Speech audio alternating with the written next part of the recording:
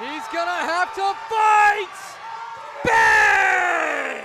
Pressure's coming, dumped, hogtied. When you've given everything, what will the record books say about you, Matthew? Hey, welcome back for Season 2, Episode 36 of White Noise Sports with Tanner White. Today's the triumphant return of my voice, guys. Last week, I battled tremendous adversity to bravely podcast on through a sore throat. We kicked off with a Fantasy Football Friday fiesta, and you heard a whole bunch of tips about trade deadlines and playoff rosters. Then the Giants fired their head coach Brian Daboll and probably ended up singing Kumbaya around the campfire afterward. Plus, they're starting Jameis Winston at quarterback, so you know they're in for a fun stretch. And we wrapped by reviewing my MLB postseason awards predictions. I missed on AL Manager of the Year Stephen Vogt, but that all came down to the September spiral the Tigers went on and the fact that Cleveland capitalized on it to hop over them and win the AL Central. Most everything else was a slam dunk. You might have heard of some of these guys, the usual suspects, Judge, Ohtani, Skeens, Skubal, for MVPs and Cy Youngs. And this week, let's crack it open with the best team in the NBA's Eastern Conference through the first 15 games or so of the season and just what's going on with this insane franchise turnaround. So look, there's lots of bad news in the city of Detroit at any given time, in sports and in everyday life, but they've gotten some huge boosts recently. The Lions have looked like Super Bowl contenders for at least parts of 3 consecutive seasons now. The Tigers have been back to the playoffs twice in a row after missing for a decade straight from 2014 to 2023. And Tarek Skubal is their back-to-back Cy Young and the best pitcher on the planet. And I'm told there's a hockey team somewhere there too. Look, they definitely deserve a lot of credit for their start as they're also in first place this year. They are still in the throes of their longest playoff drought in franchise history, 9 years running, after that famous 25-year streak of making it every year. I don't have to be a huge hockey fan to know that much. But the focus here is the Detroit Pistons and their worst-to-first transition over the last 2 years that just might be all-time unprecedented. One doesn't have to think back particularly far to recall one of the very worst NBA seasons of all time. The 23-24 Pistons were on history watch every night for all the wrong reasons. That team endured the longest single-season losing streak in the history of the association at 28 games, not winning a single time even by random chance or dumb luck for 2 entire months. That was October 30th to December 30th that year.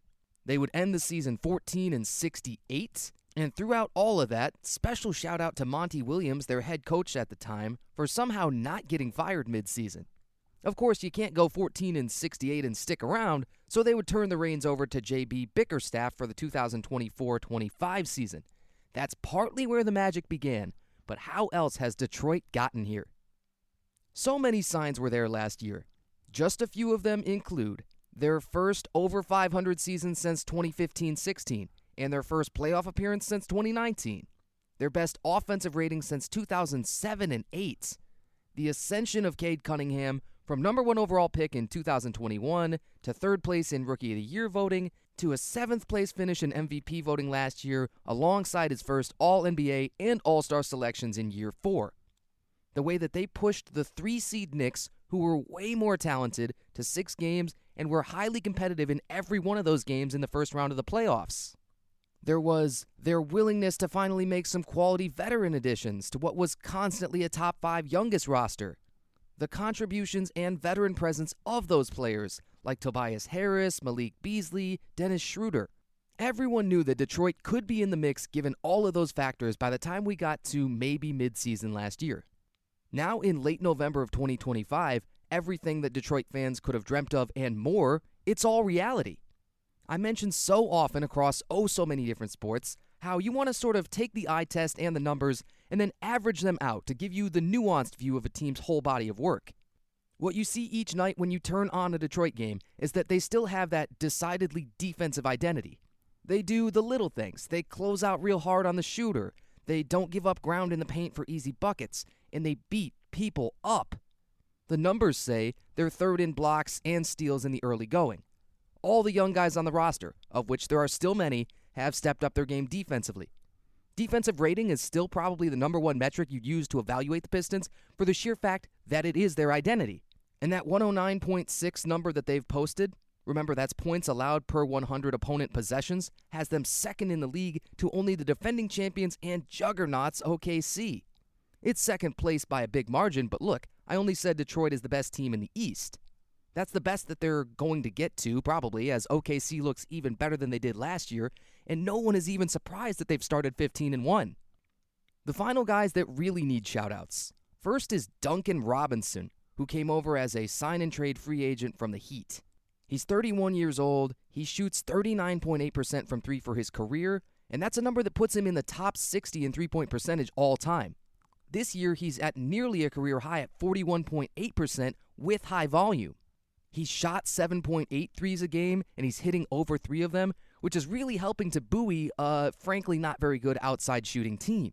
The Pistons are 20th in the league as a team, shooting 34.6% from 3. Just think of how much worse that could be if they didn't have one of the top snipers out there. And then there's Jalen Duren, the center, averaging a 20-point double-double on 67.4% from the floor with improved defensive numbers. Detroit's all-star history recently has been so just bleak. They've had Blake Griffin and Cade Cunningham chosen once each since 2018. Now they're going to have a great chance at having, maybe 3 all-stars for the first time since the 07 season. That was Rasheed Wallace, Richard Hamilton, and Chauncey Billups. The old heads everywhere, they rejoice. Back to the franchise turnaround. The numbers to quote-unquote beat for the worst teams ever. The Charlotte basketball team, formerly known as the Bobcats, in the lockout season in 2011 at 7-59, and the 76ers in 1972-73 at 9-73. Boy, those records still look and feel untouchable. And it looks like Michiganders can rest easy knowing the Pistons are closer to the other side of history now. Are they likely to finish the year as the top team in the East even? Or especially to win the finals? No, not particularly. But they are finally a true contender, and they have reason to think that they will be for years to come.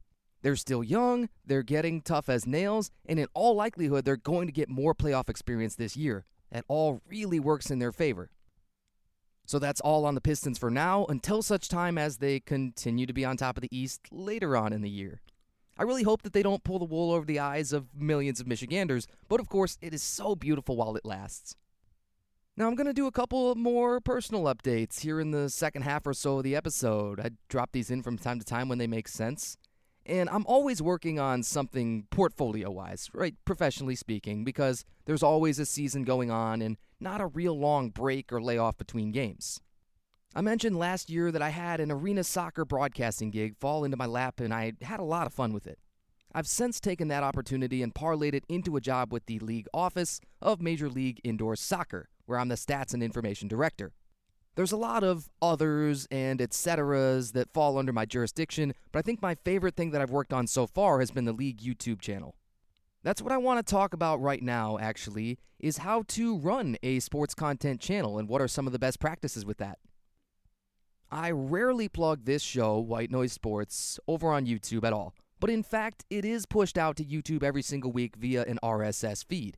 We're also available on Apple Podcasts and iHeartRadio, although I will always be grateful to Spotify, and that's the #1 platform I promote as my OG. Regardless, my personal YouTube channel has never really taken off, and I'll probably start to really aggressively cross-promote soon. I've said that before and haven't necessarily done it. I'm making that decision as we're speaking, though, that, man, it's pretty close to time to hit that, especially when I finish my master's. The Major League Indoor Soccer YouTube channel is right around a month old, but it was kept private for most of that time while I set it up. I first used it to upload old match film in the league from the last couple of years. There was a fair number of these games floating around on different platforms, but we wanted to have everything centralized in one place. We also decided at the league level that the ultimate destination for all the live streams would be this YouTube channel, so I created the streams, I titled them and wrote the descriptions, put thumbnails on them with team names and logos, what have you. A bunch of things I had never or rarely had to do before, but I learned so many transferable skills. I want to share the most recent tip that I learned, which is on customization. When you go to a channel via the Visit Channel button on desktop, or you tap on the profile picture on mobile, you see a number of different headings, with the first of them being Home. When I was doing this myself, I was surprised to see that the Home tab on our YouTube channel was empty, and there was a little message that popped up that said this channel has no content. I thought, okay, why must you lie to me? We had just played our opening weekend of matches on Saturday and Sunday, the 15th and 16th, and the numbers had been pretty good. Plus, like I say, I had uploaded plenty of old match film that had views trickling in before that. Then I Googled why this message was coming up, and I found where the settings are to lay out that home tab just like you want it. The Customize Channel button will be your best friend here and give you a better chance of standing out, no matter if you pump out a ton of content with high frequency or you're really devoted to quality over quantity. There's two options under this Customized Channel tab, Profile and Home tab. Under Profile, you can change your profile banner and profile picture. These are separate, but you do kind of want to make them complementary, and both have something to do with the type of content that you feature on your channel. If you want to make them flashy and colorful, I think that can give you an even further boost, depending on your subject matter maybe. But if not, then just make sure that they're very specific to what you post. Maybe a screenshot from a scene that actually appears in a video of yours, or a professional headshot for the profile picture, and then kind of a candid shot of you in a professional or work environment for your banner, if it's, again, a personal or portfolio channel. If it's a team or league channel, then translate that to what would represent the whole team/league. And remember that the Home tab layout is more important once people have already found your channel, subscribed, and want to better explore the content on it. It does not help them find the channel. So you get lots of customization options under that Home tab. You can add up to 12 different sections. If you live stream at all, I would argue that the most important one is Live Now, where your active live streams would be found. You can drag around each section in this Home tab customization screen to put them in the order you want them to appear as you scroll the page top to bottom. If your main focus is shorts, which of course have the most viral potential in most cases, then I'd put your Shorts tab first on the home page. If you're a longer form, say documentary or podcast channel, those are going to be under plain old videos. Essentially, whatever your specialty is or what you want to drive the most viewers to is what you want to list first vertically.